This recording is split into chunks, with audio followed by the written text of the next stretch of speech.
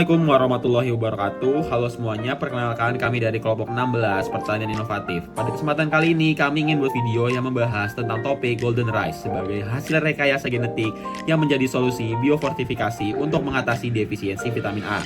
Sebelum itu izinkan kami untuk memperkenalkan diri terlebih dahulu. Nama saya Raditya Heri Coksono dengan NIM C3401251251001. Perkenalkan, saya Salsabila Naura Wahyudi dengan NIM A3401251020.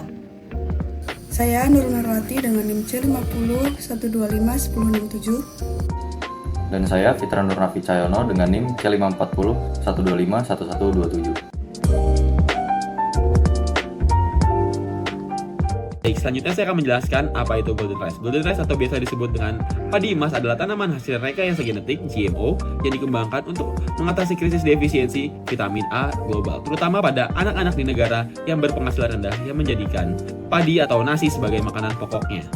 Secara historis, proyek ini dimulai pada awal tahun 1990-an oleh ilmuwan Eropa Ingo Potricus dan Peter Bayer. Mereka bertujuan menciptakan solusi biologis yang berkelanjutan untuk menghasilkan beta-karoten, provitamin A, pigmen oranye yang memberikan warna khas di dalam bulir beras. Beta-karoten ini kemudian diubah oleh tubuh menjadi vitamin A. Nutrisi esensial ini sangat dibutuhkan. KVA merupakan masalah kesehatan serius yang menyebabkan sekitar 250 juta orang terdampak, terutama pada anak-anak, bahkan meningkatkan resiko kematian yang tinggi pada anak-anak.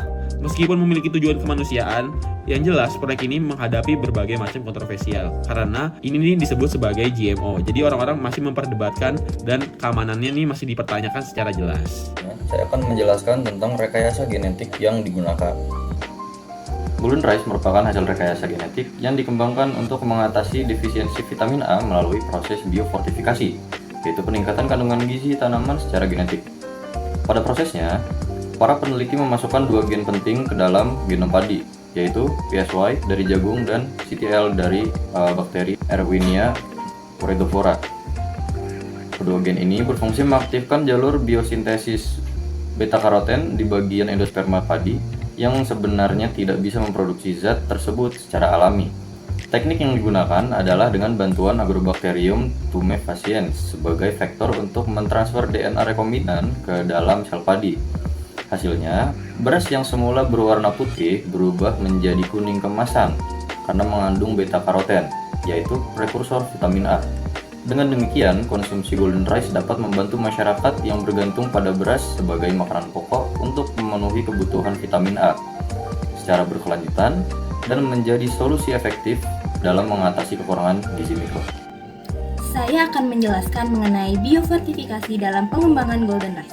Biofortifikasi dapat dikatakan sebagai solusi yang berkelanjutan dalam pengembangan Golden Rice karena teknologi ini meningkatkan kandungan gizi tanaman padi secara alami tanpa mengubah pola tanam dan konsumsi masyarakat. Golden Rice merupakan hasil rekayasa genetika yang dirancang untuk menghasilkan beta-karoten, prekursor vitamin A di bagian endosperma beras. Tujuan utamanya adalah mengatasi kekurangan vitamin A yang banyak dialami masyarakat di negara berkembang yang menjadikan nasi sebagai makanan pokok. Dengan kemampuan menyediakan hingga sekitar 50% kebutuhan vitamin A harian seorang anak, Golden Rice menunjukkan bahwa pendekatan biofortifikasi mampu menjadi langkah yang efektif dan berkelanjutan untuk meningkatkan status gizi. Selain itu, varietas ini dikembangkan agar tetap memiliki karakter pertanian yang sama dengan padi biasa, sehingga mudah diterapkan oleh petani tanpa memerlukan teknologi tambahan atau biaya yang besar. Selanjutnya, saya akan menjelaskan masalah dan solusi dari penerapan Golden Rice. Menurut Ensiklopedia Britannica 2024, penerapan Golden Rice menghadapi beberapa masalah utama, yaitu proses regulasi yang panjang. Sebagai hasil rekayasa genetik, Golden Rice memerlukan izin dan persetujuan yang lama sehingga penyebarannya tertunda. Yang kedua yaitu penolakan sosial dan lingkungan. Beberapa masyarakat dan organisasi seperti Greenpeace menolak karena khawatir terhadap dampak GMO bagi kesehatan dan lingkungan. Yang ketiga, adanya tantangan budaya. Warna dari Golden Rice dianggap tidak biasa oleh masyarakat, sehingga mereka menjadi ragu untuk mengonsumsi Golden Rice ini. Namun, Britannica juga menekankan beberapa solusi dan potensi positif, yaitu dilisensikan secara gratis. Petani berpenghasilan rendah dapat menanam Golden Rice ini tanpa biaya tambahan. Yang kedua, mudah diterapkan. Teknologinya tidak memerlukan metode pertanian baru sehingga mudah diadaptasi. Yang ketiga, meningkatkan asupan vitamin A. Kandungan beta-karoten dapat membantu memenuhi hingga setengah kebutuhan vitamin A anak-anak dan menjadi solusi biofortifikasi berkelanjutan. Sekian penjelasan dari saya. Terima kasih.